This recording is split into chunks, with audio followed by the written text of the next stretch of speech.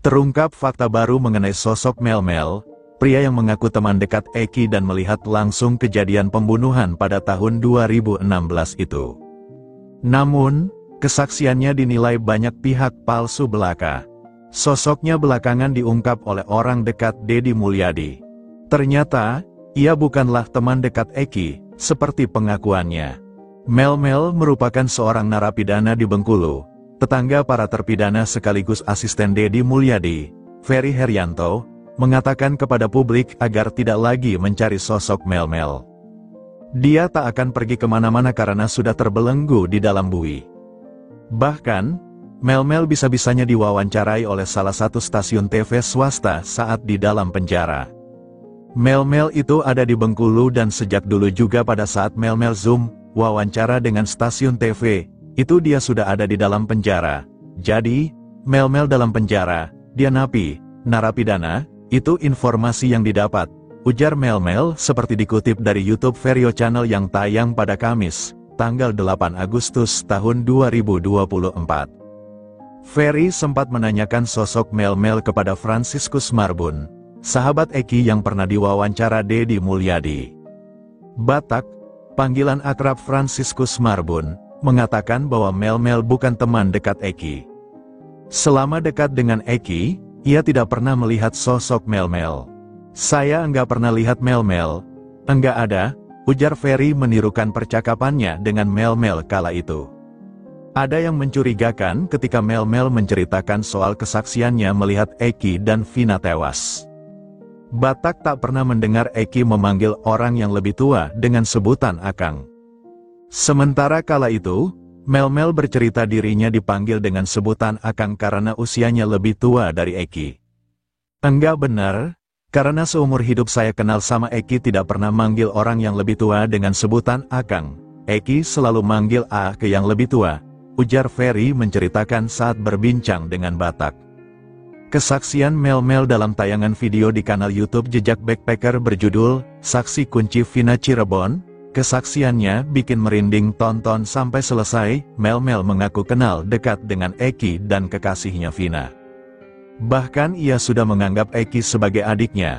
Mel-Mel mengaku, di malam kejadian pembunuhan itu, dirinya bersama dengan Eki, Vina dan Linda. Lewat voice note WhatsApp, Mel-Mel menceritakan secara detail kronologi di malam kejadian pembunuhan terhadap Vina dan Eki. Jadi di sorenya itu Eki nelpon, "Kang ada kegiatan nggak nanti malam? Kalau nggak ada nih aku mau cerita nih ada masalah dengan Egi, bisa nggak diselesaikan? Tapi saya nggak tahu itu masalah apa," cerita Mel-Mel, dikutip terkini dari video unggahan YouTube Jejak Backpacker, Senin, tanggal 27 Mei tahun 2024 via Warta Kota. "Setelah itu malamnya ini sekitar jam 7:30 itu saya telepon si Eki, Dek jadi nggak kita ini malam jalan, kalau kamu mau jalan bawa Vina ya bawa juga dong Linda, masa Akang sendiri," sambungnya. Dia lalu bertemu dengan Eki dan mereka berdua menjemput Linda dan Vina. "Akhirnya ketemu saya dengan Eki, sudah ketemu kita jemput Vina dan Linda, kita sempat jalan-jalan muter-muter di alun-alun dan mampir beli minuman," tuturnya. Setelah mampir beli minuman di situ Vina sempat gelisah, "Kang biar Vina boncengan aja lah sama Akang pulangnya, biar si Linda sama Eki," tapi mereka berdua, Vina dan Eki, berdebat, "Loh kenapa begitu? Kan awalnya kita berdua," terus saya bilang, "Udah nggak usah ribut, sembarang aja yang mana mau ikut," saya bilang begitu sama Dek Eki, papar Mel-Mel. Tak lama kemudian, kata Mel-Mel, sejumlah kawanan geng motor Egi lewat dan meneriaki Eki, akan tetapi, Mel-Mel tidak mengenal sosok Egi. Nah, tidak lama itu ada beberapa motor lewat neriakin Eki. Nah si Eki ini ngomong, "Kang itu kan kawan-kawan si Egi, tapi saya nggak kenal sama si Egi itu yang mana," ujar Mel-Mel. Saat itu, Mel-Mel sempat melihat Linda terus mengetik chat di handphone. Namun, ia tidak mengetahui siapa sosok yang ditemani chat oleh Linda itu. Si Linda ini ngetik HP terus di atas motor. "Entah siapa yang dia hubungi, terus kami lanjut jalan," tuturnya. "Kami jalan, terus ngelewatin tongkrongan anak motor, cuma saya nggak tahu anak motor dari mana, karena saya di luar daripada geng motor, sambung Mel-Mel. Kemudian, Mel-Mel bersama Linda, Eki dan Vina melanjutkan perjalanan untuk pulang. Saat di perjalanan pulang, Mel-Mel sempat menyampaikan ke Eki bahwa ia ingin singgah isi bensin karena bensin motornya habis. Yang singgah saya sama Linda, si Eki dan Vina jalan terus. Suruh si Linda hubungi Eki.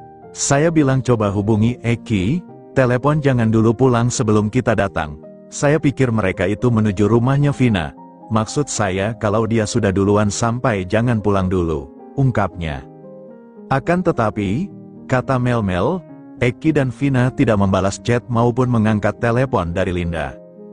Bahkan, sesampainya ia di rumah, Eki dan Vina tetap tidak bisa dihubungi.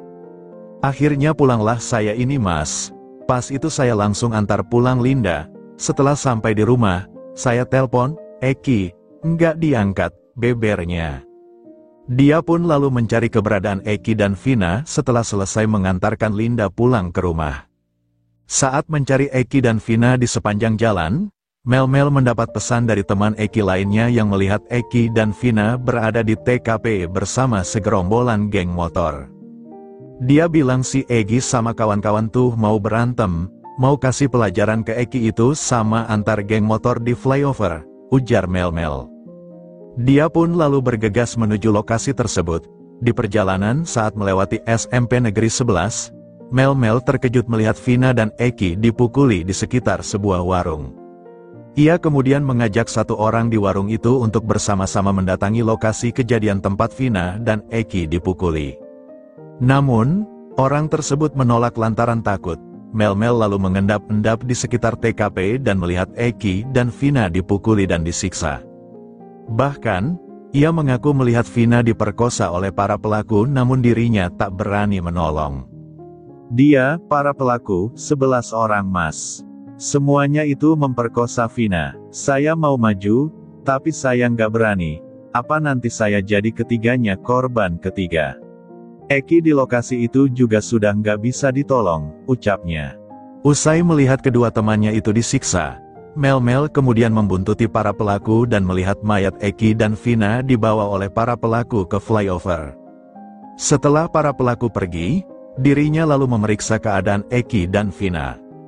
Menurutnya, Eki sudah tidak bernyawa, sedangkan Vina dalam kondisi tubuh bagian bawah tidak tertutupi. Saya periksa Eki gak ada pergerakan. Saya pindah ke Vina, dia kan setengah bawahnya itu, jadi saya yang nutupin, tuturnya.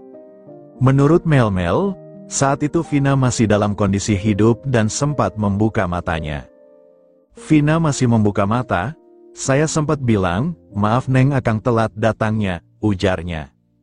Mel-Mel mengatakan saat itu ia melihat mata Vina mengeluarkan air mata atau menangis. Mel-Mel kemudian mencoba mengikuti para pelaku malam itu menuju jembatan atau jalan layang talun, lokasi dibuangnya jasad Vina dan Eki. Sempat dibawa jembatan, habis dibawa jembatan entah kenapa langsung dibawa naik ke atas. Di atas itu terakhir dibuangnya si Eki dan Vina, ungkapnya dalam wawancara video call di acara Dua Sisi di TV One. Menurutnya malam itu penerangan jalan sangat terang, sehingga Mel-Mel dapat melihat wajah para pelaku.